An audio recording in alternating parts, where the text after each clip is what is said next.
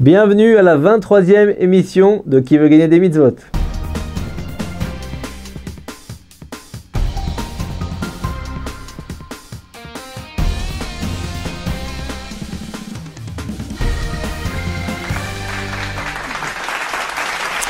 On reçoit aujourd'hui notre ami Yaakov Netanel, journaux de Kiryat Yovel, donc un quartier de Jérusalem. Tout à fait. Et pour quelle association tu viens jouer aujourd'hui et faire gagner, si Dieu veut? ADEF. Alors l'ADEF, c'est une association qui est à la base basée à Lyon. Ça fait à peu près 25 ans qu'elle existe. Elle a été fondée par M. Azoulay, Philippe. Cette association elle a été ouverte à la base pour aider les personnes et les familles en difficulté. Au départ, c'était une difficulté simplement financière. Mais après, ça s'est élargi petit à petit à bien d'autres domaines. L'aide sociale, l'aide au niveau éducatif. C'est quelque chose d'un peu en fait, tout simplement énorme. Parce que ça aide la famille à tous les points, à tous les niveaux. Et depuis 5 ans, ça s'est aussi propagé à Jérusalem. Il y a une succursale qui est ouverte qui s'appelle ADEF Orlev et qui aide en particulier les jeunes qui ont besoin un peu de repères, les jeunes qui ont besoin d'être cadrés et d'être aidés dans la suite de leur parcours. Donc c'est une association qui fait énormément dans le social en général et dans l'éducatif. Dirigée par M. Philippe Azoulay, sur qui on a entendu beaucoup de bien. Donc on espère que tu vas les aider toi aussi. Est-ce que tu connais les règles du jeu? Est-ce que je les connais à peu près? Mais on va les répéter. Alors les règles du jeu, c'est parti. Les règles du jeu sont simples. 5 questions posées au candidat avec 3 options de réponse. En choisissant l'option roule, le candidat a le choix entre 2 réponses et gagne 100 shekels qu'il reverse à une association. L'option Mshenfa lui donne le choix parmi 4 réponses pour espérer reverser 300 shekels à l'association de son choix. Ou encore l'option Blata qui permet de gagner 500 shekels en donnant directement la réponse sans choix de réponse. Donc tu démarres avec 0 shekel dans la cagnotte. On passe tout de suite à la première question, c'est parti. De quelle tribu faisait partie le mari de Myriam? En quel mode tu souhaites répondre, Yaakov Netanel? Alors, le mari de Myriam, si je me trompe pas, c'était Kalev Ben Yefouné. Donc je prends de Blata. Blata. Blata. Sans honte. J'espère pas. Tribu de Yehuda. C'est la bonne réponse, bravo. Bravo. Selon le traité Sota, à la page 11b, Myriam était l'épouse de Kalev Ben Yefouné, comme tu l'as dit, de la tribu de Yehuda. Ils sont tous deux les parents de Chour. Dans les Chroniques 1, Pérec le 2e, verset 11, le père de Chour est appelé Kalev Ben Chestron, tandis que Myriam est surnommée Ephrat, et d'après ce texte, Kalev a épousé Myriam après le décès de sa première épouse, Azouva. Aucun rapport, mais en tout cas, ça nous fait une belle jambe et surtout des connaissances. On passe tout de suite à la deuxième question, c'est parti. Quel rôle a joué la première Déborah du Tanakh? Je vais tenter Blata. Ouais. Elle préparait les mèches pour les lumières de la menorah Beth Amikdash. Donc réponse Blata, elle préparait les mèches. C'est faux, puisque c'était la nourrice de Rivka. La première Déborah du Tanakh était la nourrice de Rivka. Dans un passage plutôt inattendu, la Torah nous conte la mort et l'enterrement de ce personnage méconnu au pied d'un arbre. Et d'après certains, Déborah serait la mère de Rivka Imenu. Réponse est fausse, mais déjà 500 shekels dans la cagnotte. On passe tout de suite à la troisième question. C'est parti. Combien de fois le nom de Moshe est-il cité dans la Haggadah de Pessah? En quel mode tu souhaites répondre? On va tenter Mshenfa. Mshenfa? 4 choix de réponse. 300 shekels. Réponse A, aucune fois. Réponse B, une fois. Réponse C, 2 fois. Et réponse D, 5 fois.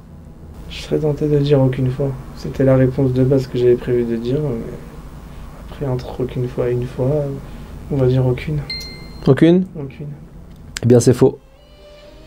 C'est la réponse la plus connue, effectivement, mais c'était une fois, puisque il y a bien un moment dans l'Agada où on dit « Israël reconnut alors la haute puissance que l'Éternel avait déployée sur l'Égypte, et le peuple révéra l'Éternel, et ils eurent foi en l'Éternel et en Moshe, son serviteur. » C'est le seul passage où le nom de Moshe est mentionné dans l'Agada, car le soir de Pessah, on veut surtout mettre le lien en valeur, le lien intime avec Dieu. Bon, on l'aurait tous fait cette erreur.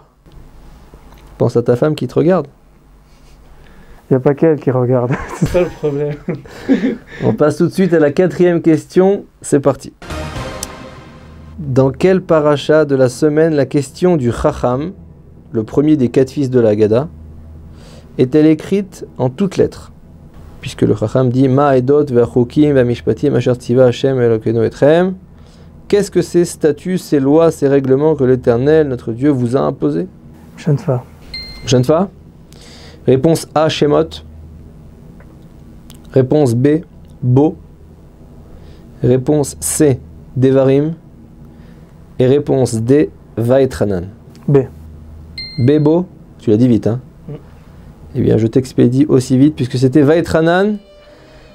On l'apprend dans Dvarim, chapitre 6, verset 20. Les 4 fils de la Haggadah ne sont pas explicitement cités, mais leur question est citée dans la Torah.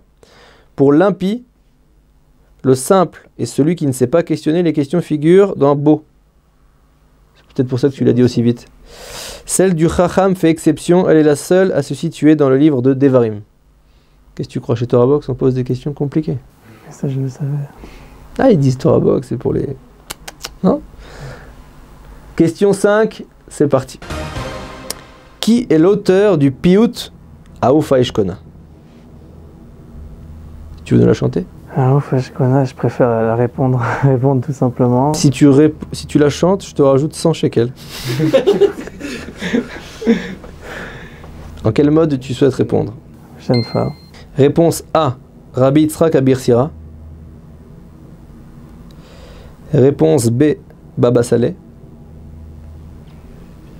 Réponse C, Baba Meir. Et réponse D, Baba El Hazar. J'hésite entre les 2 premières. Yitzhak et son frère Baba Saleh, enfin son neveu, parce qu'elle en avait 2, Rabbi Yitzhak. Et un joker. L'avis du public. Du public peut-être? J'ai Rabbi Yitzhak. Rabbi Yitzhak Abir Sira, c'est la bonne réponse, bravo. Qui était l'oncle de Baba Saleh.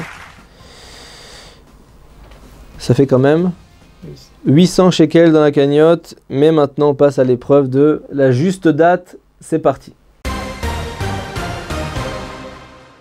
Alors la juste date, c'est quoi? J'ai besoin d'une date. Je vais te poser une question et je vais te guider. Tu peux me dire des dates, je te dis plus, je te dis moins, jusqu'à que tu arrives à la bonne réponse si Dieu veut, mais en moins de 15 secondes. Si tu me donnes la bonne date, tu repars avec la cagnotte de 800 shekels pour la def. La def. Et sinon, c'était quand même sympa, on a rigolé, tout ça. C'est sûr. On passe à la juste date.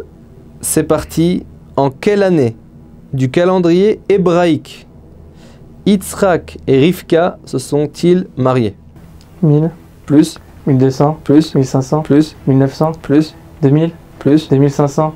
Moins. 2300. Moins. 2200. Moins. 2100. Moins. 2050. Plus. 2060. Plus. 2070. Plus. 2080. Plus. 2095. Dommage. T'as parcouru toute la... C'était 2088. Chaud, hein? Qu'est-ce qu'on peut faire? On peut que accepter le décret divin. C'est de ça que je parlais là. Est-ce que tu veux nous dire... Ça taille en douce. Est-ce que tu veux nous dire un peu plus sur la def? Ou peut-être un numéro de téléphone ou un... Le numéro de téléphone figure sur votre écran. J'appelle tous les téléspectateurs et tous ceux qui nous écoutent à soutenir et à aider cette association qui est vraiment magnifique et qui fait beaucoup de mitzvot. Bravo. Eh bien écoute, à la semaine prochaine pour un nouveau Qui veut gagner des mitzvot.